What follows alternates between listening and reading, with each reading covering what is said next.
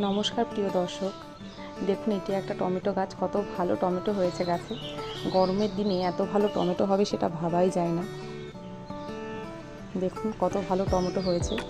এইদিকে আরও ফুল এসেছে ওপরের দিকে। দেখুন এখানে আরও টমেটো হবে। আমি যখন গাছটা বসিয়েছিলাম তখন ভাবিনি যে এত ভালো টমেটো হবে গাছটাতে। এটি আমার কলতলায় আগাছার মতো বেড়ে উঠেছিল গাছটি, ওখান থেকে তুলে এনেই আমি বসিয়েছি। বসানোর সময় কোনো রকম রাসায়নিক সার বা বাইরের সার কিছুই ব্যবহার করিনি।